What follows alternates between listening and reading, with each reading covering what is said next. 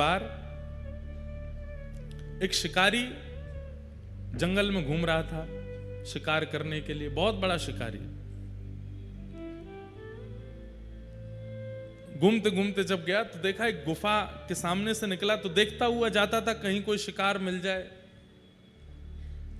गुफा में जैसे उसने झांक करके देखा तो कोई हिरन आदि तो नहीं दिखा। एक महात्मा बैठे थे, बड़ी बड़ी जटाएं उनकी, और महात्मा नेत्र बंद करके बैठ के ध्यान कर रहे थे। तुरंत अपना घोड़ा रोका और बोला कि मेरी माँ मुझसे कहती थी कि हम शिकारी हैं, हम वन में रहते हैं, हम मांस खाते हैं, लेकिन कभी भी कोई संत मिले, गुरु मिले, उससे प्रणाम जरूर करना, उससे आशीर्वाद जरूर लेना। दौड़ करके गया, महाराज जी प्रणाम, आपको वंदन करता हूं, आप इस जंगल में भजन कर रहे हैं, मैं इस जंगल का शिकारी हूं, मैं यहीं रहता हूं। महाराज जी ने नेत्र खोले, अच्छा बेटा खुश रहो। बोले अब मैं और तो कुछ आपकी सेवा नहीं कर सकता, मुझे बस ये बताइए कुछ पाएंगे, कुछ भोजन करेंगे, आप कुछ खाएंगे? नहीं नहीं बेटा, हम सब आनंद मंगल हैं, फलाहार करते हैं, फल खाते हैं, फल खा करके जीते हैं, और कभी 5-6 दिन में एक बार फल खा लेते हैं। फल खाते हैं, फल कोई खाने की चीज है? आप कहें तो मैं बढ़िया एक हिरन लेकर के आऊं, आप भोग लगाना, मुझे भी दे देना। अब संत बेचारे अब क्या बोले उसको। तो अब देखिए सत्संग का प्रभाव कैसा होता है। संत थोड़े मुस्कुराए। अब उसको ये तो नहीं कहा कि बेटा हम लोग मांसाहार आदि नहीं करते, उसको क्या बोले, तुम जो हिरण पाते हो ना वो तो सामान्य है, मैं तो एक बहुत ऊंचे हिरण की खोज में बैठा हूं, जब तक वो नहीं मिलेगा तब तक आहार ग्रहण नहीं करूंगा। अरे महाराज आप नहीं जानते, ये इतने कोस का जंगल, उसका सबसे बड़ा शिकारी हूं मैं, यहां कोई हिरण मुझसे भाग के नहीं जा सकता, शेर के चंगुल से बच जाएगा, मुझसे नहीं बच सकता। आप बताइए कैसा हिरण चाहिए आपको? महाराज जी बोले रहने दो, तुम ला नहीं पाओगे उसको। बोले नहीं नहीं बताइए। तो बोले लिखो कैसा हिरण है। कस्तूरी तिलकम ललाट पटले वक्षस्थले कौस्तुभम नासाग्रे वरमुक्तिकंतर तले वेणु करे कंकणम सर्वांगे हरिचंदनम सुललितम कंठे च मुक्तावली गोपस्त्री परिवेष्टितो विजयते गोपाल चूड़ामणि।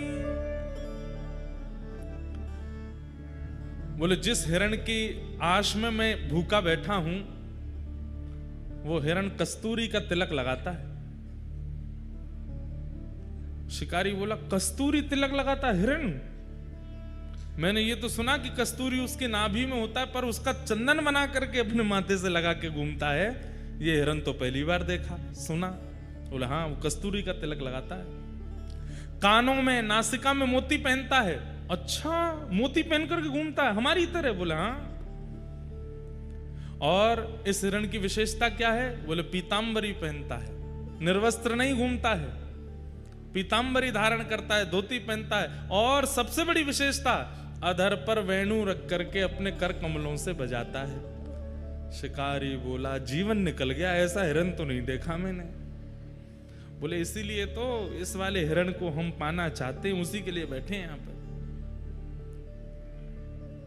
महाराज मैं आपको वचन दे करके जा रहा हूं, वो इसी वन में है ना, आप बस इतना बताओ। बोला हाँ वो सब जगह है, वो यहां पर भी है।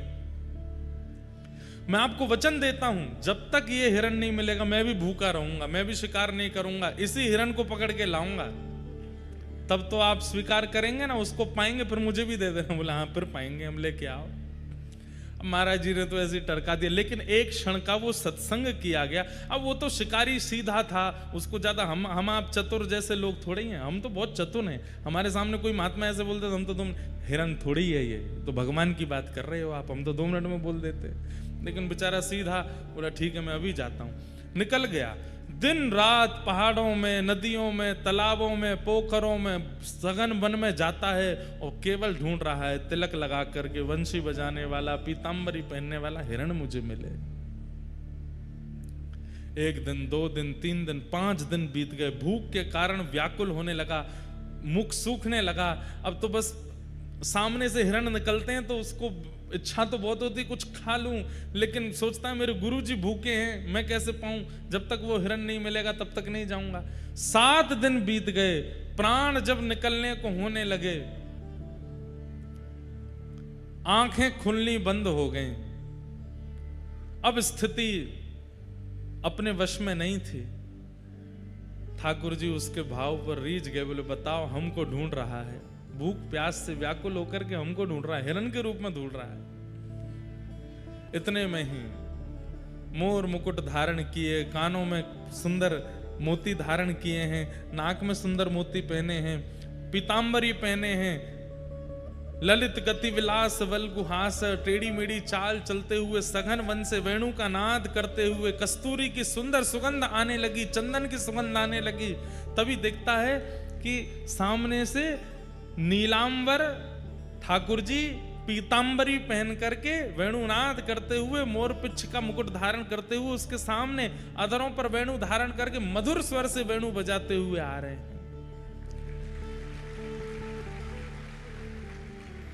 गुरु जी ने जितना बताया था सब देख रहा है। कस्तूरी की सुगंध आ रही है, नाक में मोती पहना है, कानों में कुंडल पहने हैं, पीतांबरी पहन रखी है, नील कांति नील वरण है, और ये हिरण तो नहीं है पर नेत्र तो मृग जैसे ही है, मृगनयन है। संभवतः यही वो हिरण होगा, श्रृंगार करके हमारे जैसा, मानवों जैसा लग रहा है। तुरंत प्रसन्न हो गया, वो मिल गया हिरण। अब क्या करूं, कैसे पकड़ूं? तो जैसे हिरण को पकड़ता है चुपके से, वैसे ही ठाकुर जी के पीछे धीमे धीमे चल रहा है, और हिरण पकड़ने वाला जाला हाथ में लेकर के चल रहा है। ठाकुर जी मधुर मधुर स्वर से वेणु बजाते हुए गजगामिनी चाल से आगे चल रहे हैं, पीछे पीछे वो शिकारी चल रहा है। जैसे ही देखा मौका है, तुरंत जाला फेंका, ठाकुर जी को उसमें बंदी बनाया, पकड़ लिया पकड़ लिया पकड़ लिया, आ गया मेरे चंगुल में। ठाकुर जी को पकड़ करके जाला बांध करके और उठा करके अपने कंधे पर टांगा, घोड़े पर बैठ करके ले गया गुरु जी के पास। सप्ताह बाद गुरु जी बाहर से चिल्लाने लगा गुफा के भीतर से। संत बोले फिर से आ गया, अरे जल्दी बाहर आइए, बहुत मचलता हुआ हिरण है ये, बड़ी मुश्किल से पकड़ करके लाया हूं, 1 सप्ताह लग गया गुरुजी, पेट में चूहे दौड़ रहे हैं, जल्दी बाहर आओ। संत बोले पता नहीं किसको पकड़ लाया होगा, देखता हूं। बाहर जाकर के देखा तो मुरली मनोहर श्याम सुंदर कंधा पे बैठे हैं उसके, जाले में बंद होकर के, बिल्कुल ऐसे होके। जैसे ही ठाकुर जी को देखा, गुरु जी तो वहीं मूर्छित हो गए। शिकारी दौड़ करके गया, बोले गुरु जी होश में आओ, पानी वानी डाला। जैसे तैसे होश में आए। शिकारी बोले गुरु जी आप ठीक हो? बोले मैं ठीक हूं बेटा। वो कहाँ है हिरण? बांध रखा मैंने पेड़ से, भाग जाएगा, जल्दी करो, अग्नि चेताओ, भोग लगाओ आप, फिर मैं भी पाऊंगा। अरे पगले खोल इनको। खोलूंगा नहीं, 1 हफ्ता बाद मिला है। गुरु जी के नेत्र सजल हो गए। तुरंत कहा, बोले प्रणाम करो, साक्षात परमात्मा है, ये ईश्वर हैं, यही वो हिरण्यगर्भ हैं जिनकी इच्छा में रखता हूं। शिकारी तो प्रसन्न हो गया, दंडवत प्रणाम किया। ठाकुर जी ने उसको भी आशीष दिया, गुरु जी को भी आशीष दिया। सत्संग त्याग करवाता है। भक्ति, ज्ञान, वैराग्य और त्याग, भागवत। भक्ति के लिए विश्वास का पात्र, ज्ञान के लिए जिज्ञासा का पात्र, वैराग्य के लिए अनुभव का पात्र, और त्याग के लिए सत्संग का पात्र। ये 4 पात्र आपके चित्त में होंगे तभी भागवत विराजमान हो सकती है, नहीं तो संभव नहीं। तो जिज्ञासु के चित्त में ज्ञान विराजता है।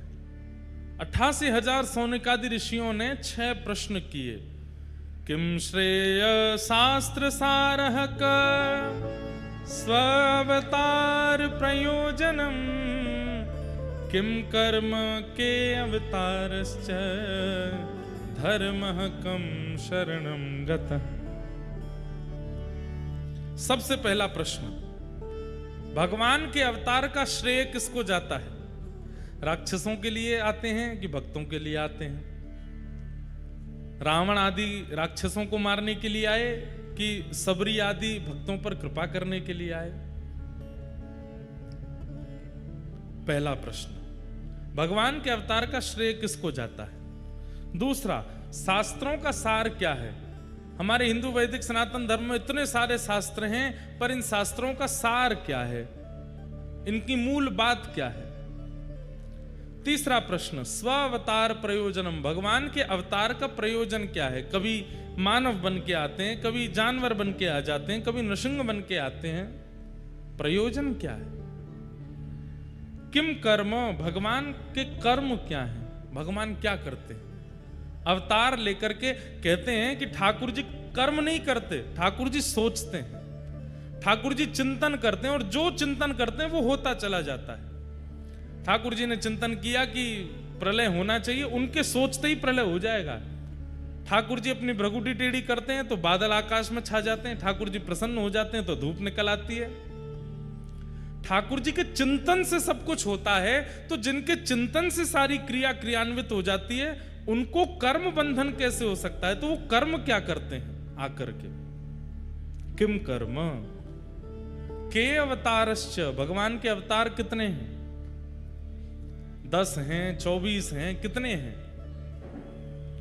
और फिर अंतिम प्रश्न किया, भगवान धर्म की स्थापना करके वापस चले गए अपने धाम को, तो जिस धर्म को ठाकुर जी स्थापित करके गए, भगवान के जाने के बाद उस धर्म का क्या हुआ? वो किसके पास गया? ये 6 प्रश्न हैं, और इन्हीं 6 प्रश्नों में अब कथा चलेगी। सौनकादि ऋषियों ने पहला प्रश्न किया कि भगवान के अवतार का श्रेय किसको जाता है? सीधा उत्तर है, राक्षसों को मारने के लिए ठाकुर जी नहीं आते। वाल्मीकि रामायण में एक प्रसंग में ठाकुर जी कहते हैं, अगर मैं चाह लूं तो रावण का जन्म ही नहीं होगा, अगर मैं चाह लूं तो वैकुंठ में बैठे बैठे रावण का वध कर सकता हूं, लेकिन वैकुंठ में बैठे बैठे सबरी की हृदय की इच्छा पूरी नहीं हो सकती। उसके लिए तो मुझे आना पड़ेगा, उसके लिए तो मुझे प्रकट होना पड़ेगा। राक्षसों का वध वैकुंठ से हो सकता है, लेकिन भक्तों की मनवांछित इच्छा वो वैकुंठ से पूरी नहीं होगी, इसलिए भक्तों के लिए ठाकुर जी आते हैं। पहले प्रश्न का उत्तर, भक्तों के लिए ठाकुर जी आते हैं। वास्तव में तो बंधुओं, अब पुकारने वाला नहीं है, अब बुलाने वाले बचे नहीं है, इसलिए ठाकुर जी आ नहीं रहे। नहीं तो आज भी ठाकुर जी प्रकट हो सकते हैं। उस भावना से, उस इच्छा से। सबसे बड़ी बात है कि भक्त के चित्त में सबसे श्रेष्ठ स्वभाव क्या हो जिससे ठाकुर जी आवे? भोलापन। हम लोग भोले नहीं हैं, हम लोग सरल नहीं हैं, सहज नहीं हैं, इसलिए ठाकुर जी आते नहीं।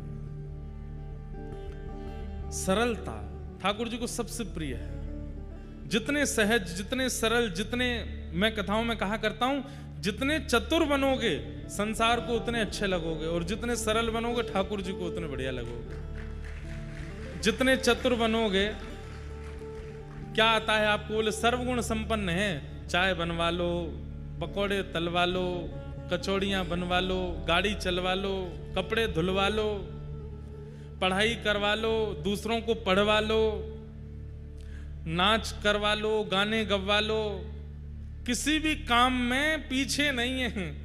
ऐसे लोग संसार को बहुत प्रिय होते हैं, लेकिन एक गुण है अंदर, पर वो एक गुण भी केवल ठाकुर जी के लिए, तो ठाकुर जी को बहुत प्रिय है, ठाकुर जी को अति प्रिय है। सीधी बात, जो सरल है, सहज है, सीधा है, ठाकुर जी को बहुत अच्छा लगता है।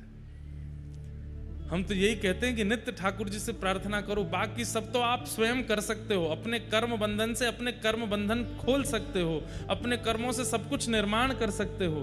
ठाकुर जी से प्रार्थना करो कि हे नाथ, मुझे तो आप सीधा बना दो, सरल बना दो, सहज बना दो। मैं बहुत चतुर हो गया हूँ, बहुत चतुराई मेरे चित्त में आ गई है।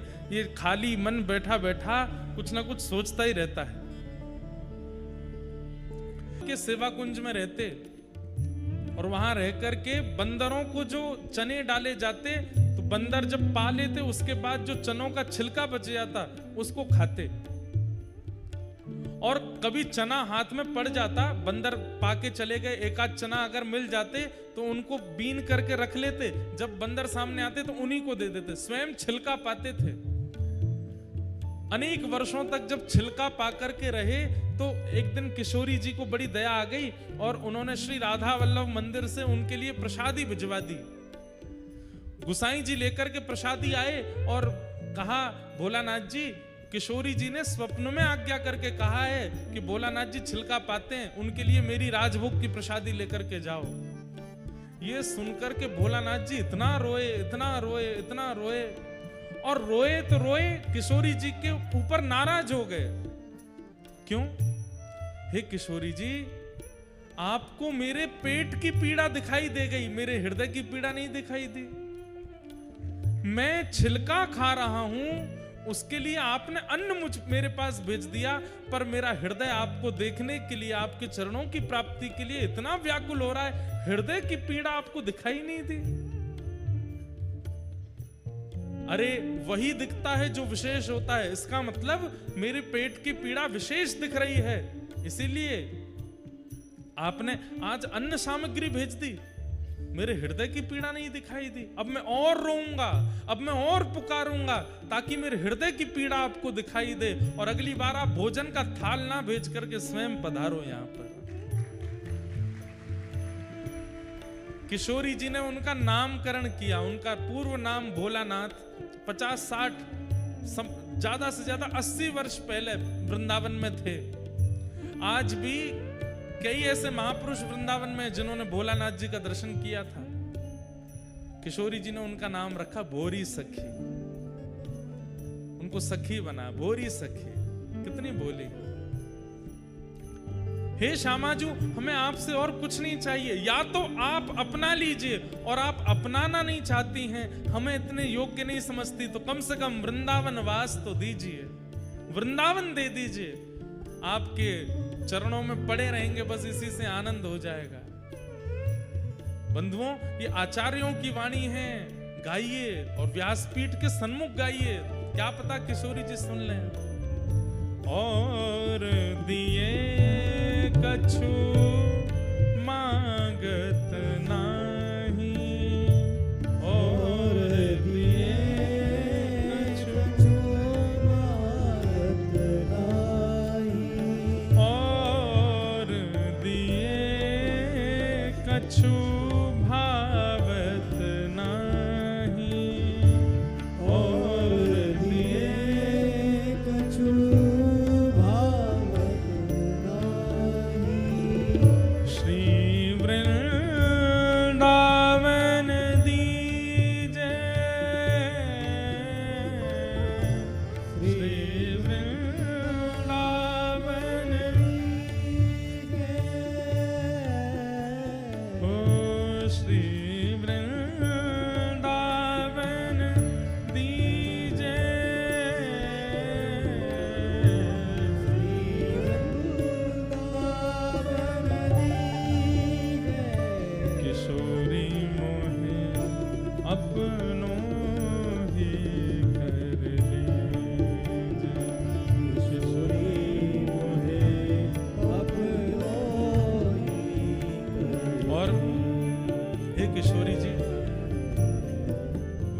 में भी मैं मानव बनूं, ऐसी मेरी इच्छा नहीं। मानव बन जाऊं तो आपकी कृपा, लेकिन मानव ना बना सको तो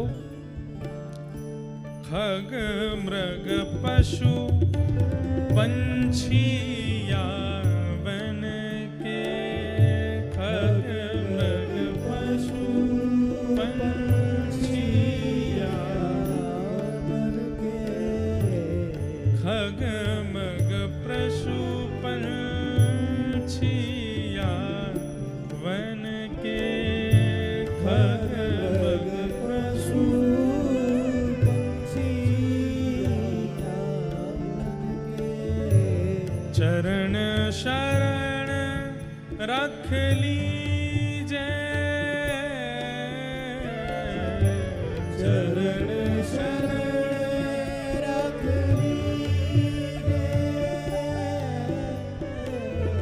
व्यास स्वामी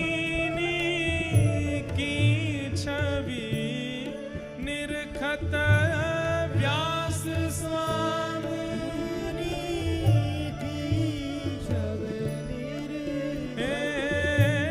व्यास स्वामिनी की छवि निरखत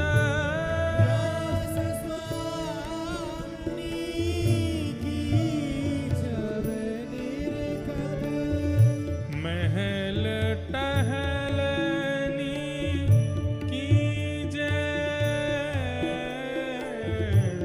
महल टहलनी किशोरी मुझे अपनों ही करे किशोरी मुझे अपनों ही करे किशोरी मुझे अपनों ही करे किशोरी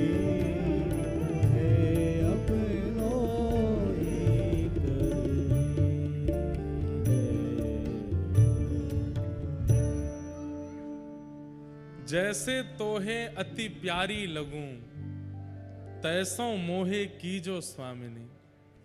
मैं जिससे आपको प्रिय लगूं ऐसा मेरा निर्माण कर दो किशोरी जी। बंधुओं, हम हरि को प्रिय लग जाएं, बस ये हमारी इच्छा है। भक्तमाल जी में एक ठाकुर जी का स्वरूप है, उसका नाम है सिलपिल्ले भगवान। कौन से भगवान? सिलपिल्ले भगवान। एक बताने वाली बात तो नहीं, बता देते हैं।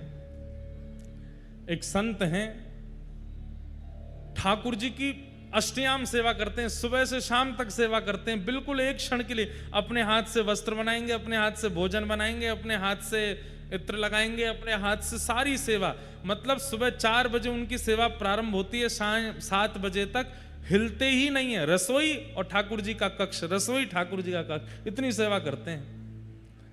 मैं दर्शन करने गया, मैंने महाराज जी आपके ठाकुर जी इतने भाव से सेवा करते हैं, आप सेवा करते हैं, ठाकुर जी को नाम कहा है? तो क्या नाम बताए? बवाल बिहारी। क्या नाम है? बवाल बिहारी। मैंने कि ये कैसा नाम है बवाल बिहारी? बोले थे बवाल नहीं है तो क्या है? सुबह सुबह उठ करके इनको ये पवाओ, उठते ही पट दूध पिवाओ, फिर लड्डू खवाओ, वो बना करके लाओ। और भाई सेवा करने वाले तो फिर विशेष रूप से करते हैं, जिनको केवल काम चलाऊ करना वो काम चलाऊ करते हैं।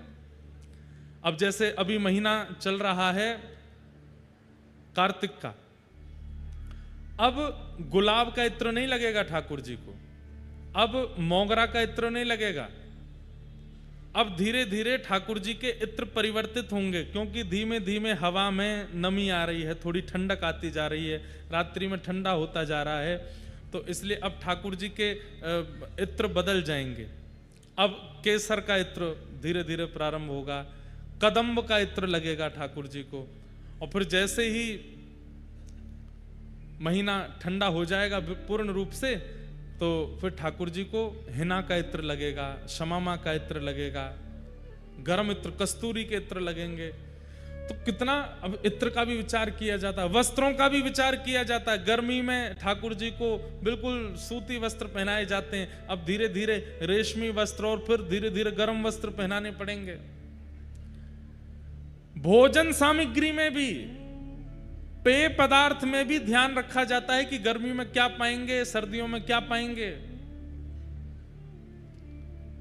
बवाल बिहारी, तो बोले इसलिए इनका इतना बवाल है, इसलिए इनका नाम हमने बवाल बिहारी रख दिया है। मैंने कहा बहुत बढ़िया। तो जाकी रही भावना जैसी, प्रभु मूरत देखी तिन तैसी। जिसकी जैसी भावना होती है ठाकुर जी उसके लिए वैसे रूप में प्रकट हो जाते हैं। धन्ना जाट के लिए सामान्य पत्थर में भी ठाकुर जी आ गए, और पुंडलीक के लिए साक्षात पंडरीनाथ भगवान द्वार पर खड़े हैं, पर उसके लिए माता पिता ही सर्वोपरि हैं। वो ईंट खिसका देता है, बोले कि मैं माता पिता की सेवा छोड़ के थोड़ी आऊंगा। जिसकी जैसी भावना वैसे ठाकुर जी हो जाते हैं। तो अवतार असंख्य हैं ठाकुर जी के, एक नहीं है। और अंतिम प्रश्न किया गया, धर्म कम शरणम गतः। अंतिम प्रश्न है कि भगवान के चले जाने के बाद, लीला पूरी करने के बाद धर्म किसकी शरण में गया? इसका उत्तर देते हुए कहते हैं, धर्म हमारी शरण में है। इसीलिए धर्मो रक्षति रक्षतः, धर्म की रक्षा करने का दायित्व हमारा है। इसका मतलब रक्षा उसकी की जाती है जो शरण में है। तो ठाकुर जी धर्म स्थापित करके गए, हम लोगों को सौंप गए कि भाई अब धर्म का पालन तुम करना। जो लोग कहते हैं कि हम धर्म मार्ग पर क्यों चलें, क्योंकि आपको ठाकुर जी, इसके लिए ही ठाकुर जी आए थे धर्म स्थापित करने, और आपको देके गए कि इसका स्थापन करो, इसकी सुरक्षा करो। अगर धर्म मार्ग से विलग होकर के व्यक्ति चलता है, ठाकुर जी को बहुत पीड़ा होती है। हमने धर्म स्थापित किया और ये धर्म से विलग चल रहे हैं। ये 6 प्रश्न किए और इन्हीं 6 प्रश्नों का अब विस्तार से उत्तर भागवत है। सूत जी महाराज अपने गुरुदेव को वंदन करते हैं और वंदन करते हुए कहते हैं, हे साधु जनों, आप लोगों ने जो प्रश्न किया है, इस प्रश्न से कृष्ण लीला प्रकट होगी, कृष्ण कथा प्रकट होगी। इसलिए मैं इन प्रश्नों को प्रणाम करता हूं। भगवान के अवतारों का वर्णन करते हुए भागवत जी के निर्माण की कथा सुनाई। श्रीमद् भागवत क्यों लिखी गई? प्रश्न हुआ कि वेद व्यास जी महाराज ने इतने ग्रंथ लिखे थे, तो फिर भागवत लिखने की क्यों इच्छा हुई? तब बताते हैं। इदं भागवतं नाम पुराणं ब्रह्म संहितं उत्तम श्लोक चरितं चकार भगवान ऋषि। वेद व्यास जी महाराज ने भागवत की रचना की। क्यों? जब वे इतना कुछ लिख चुके तो फिर भागवत क्यों लिखी? क्योंकि अपनी रचनाओं से संतुष्टि नहीं हो रही थी। संतुष्टि मतलब, बंधुओं देखो, रचनाकार को अपनी रचना के ऊपर पता होता है कि इससे कितना लाभ होने वाला है, कितनी हानि होने वाली है, उसको सब पता होता है। रोटी बनाने वाला, सब्जी बनाने वाली माता जी, उनको पता होता है कि सब्जी कैसी बनी है, लड्डू कैसे बने हैं। अगर श्रेष्ठ नहीं बने होते और कोई जबरदस्ती प्रशंसा करता है तो माता जी कह देती हैं, बोले कि देखो हमें पता है तुम बोल रहे हो बहुत अच्छा है, लेकिन हमको पता है आज हमने इतने मन से बनाया नहीं है, इतना अच्छा बना नहीं है। रचनाकार को पता होता है कि उसकी रचना कैसी है। वेद व्यास जी महाराज अपनी रचनाओं से संतुष्ट नहीं है। क्यों? क्योंकि व्यास जी के चित्त में इच्छा है कि मैं जो लिखूं उससे सबका कल्याण होना चाहिए, पुरुषों का, स्त्रियों का, हर जाति, हर वर्ण, हर व्यवस्था वाले का। लेकिन अभी तक जो कुछ भी लिखा है उनसे सर्वांगीण उद्धार नहीं हो रहा था। इसलिए व्यास जी लिखते तो जा रहे हैं, 18 उप पुराण लिख दिए, 17 महापुराण लिख दिए, 4 वेद लिख दिए, महाभारत लिख दी, लेकिन मन में संतुष्टि नहीं है। हर रचना के बाद सोचते हैं कि कुछ अधूरा है, कुछ रह गया है। तभी वहां नारद जी का आगमन हुआ और नारद जी महाराज आकर के बोले, व्यास जी क्या बात है, इतने असंतुष्ट क्यों हो आप? बोले देखो मैंने कितनी पोथियां लिख दी, पर इतना सब कुछ लिखने के बाद भी मन संतुष्टि नहीं हो रहा। क्यों? मुझे प्रसंग इतना प्रिय लगता है क्योंकि जब से इस प्रसंग का मैंने अध्ययन किया और कथा में कहना शुरू किया, तब से संतुष्टि हमारे जीवन में भी आई। वास्तव में संतुष्टि का प्रादुर्भाव होता कैसे? ध्यान से सुनो। नारद जी महाराज कहते हैं, व्यास जी मैं बताऊं आपको संतुष्टि क्यों नहीं है? बोले बताओ। कि भवतानुदित प्रायम यशो भगवतो मलम ये नैवा सौनतुष्येत मन्ये तद्दर्शनम खिलम। व्यास जी, आपने जितने भी ग्रंथ लिखे हैं उनमें घुमा फिरा करके 4 बातों को ही प्रधानता दी है आपने। कौन सी 4 बातें? धर्म, अर्थ, काम और मोक्ष। आपने अपने ग्रंथों में यही लिखा है कि धर्म कैसे किया जाए। एक ग्रंथ में एक बात लिखी, दूसरे में दूसरी लिखी, तीसरे में चौथी लिखी, घुमा फिरा करके धर्म की प्रधानता। दूसरा, अर्थ की प्रधानता। तीसरा, कामनाओं की पूर्ति कैसे हो, और अंतिम बात, मोक्ष कैसे मिले। इन 4 से ऊपर आपने और कुछ भी नहीं लिखा है इतने पन्नों में। व्यास जी कहते हैं तो ये संसार इस 4 के व्यूह में ही तो चल रहा है, धर्म, अर्थ, काम, मोक्ष। आप अपने आप से पूछिए, सब लोग इधर देखो, विशेष रूप से आगे वाले लोग। धर्म, अर्थ, काम और मोक्ष, सुबह से हम लोग क्या करते हैं? ये 4 ही काम करते हैं। सुबह उठते ही स्नान करना। स्नान करना क्या है? धर्म है। स्नान करने के बाद में कबर्ड खोल करके कपड़े पहनना, काम। अपनी इच्छा से देखते हैं कौन सा पहनना है। फिर उसके बाद नाश्ता करना, मन वांछित पराठे बनाओ या ये बनाओ, पूड़ी बनाओ, कुछ बनाओ, अपनी इच्छा, कामनाओं की पूर्ति। धर्म पहला, स्नान करना, अपने शरीर को शुद्ध करना, पवित्र करना, माता पिता को प्रणाम करना, जो कुछ भी है वो सब धर्म में आ गया। उसके बाद कपड़े पहनना, भोजन नाश्ता करना, ये आ गया काम, कामनाओं की पूर्ति।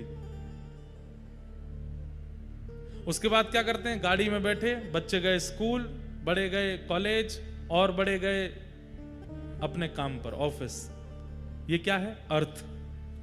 बच्चे स्कूल क्यों गए हैं? ताकि हम अध्ययन करें, ताकि हम जब बड़े हों तो हम भी अर्थ कमा सकें। यूनिवर्सिटी क्यों गए? ताकि हम भी बड़े हों तो हम भी अर्थ कमा सकें। अर्थ के लिए ही अध्ययन कर रहे हैं। अर्थ। और फिर इन सब कार्यों के बीच में यदा कदा कभी मंदिर जाना, कभी मंगलवार का व्रत करना, कभी कथा सुन लेना, कभी सत्यनारायण की कथा कर लेना, कभी मंदिर में प्रणाम कर लेना, मोक्ष की कामना। इस 4 से अतिरिक्त और कुछ नहीं करते हम। धर्म करते हैं, अपनी कामनाओं की पूर्ति करते हैं, अर्थ की प्राप्ति करते हैं और मोक्ष के लिए यत्न करते हैं। इन 4 के पीछे ही हम सब भाग रहे हैं। वेदव्यास जी बोले, जब सृष्टि ही इस 4 के चक्र में चलती है तो मैं इस 4 से परे बातें क्यों लिखूं? धर्म, अर्थ, काम, मोक्ष। तब नारद जी बोले, एक चीज भूल गए। बोले क्या? पंचम पुरुषार्थ। इन 4 के साथ में एक का होना बहुत जरूरी है, और वो एक क्या है? प्रेम। धर्म में प्रेम हो, अर्थ में प्रेम हो, काम में प्रेम हो, और मोक्ष में भी प्रेम हो। प्रेम के बिना ये 4 फीके से लगेंगे। फिर ये 4 तो राक्षस भी कर रहे हैं, ये 4 तो चोरी चकारी करने वाला भी बेचारा अपना कर ही रहा है, वो उसके लिए वही धर्म है। लूट मार करने वाला उसके लिए वही धर्म है, वो भी तो कर रहा है। नारद जी कहते हैं कि आपने 4 के बारे में तो वर्णन किया, लेकिन प्रेम को छोड़ दिया, इसलिए आपका चित्त असंतुष्ट है।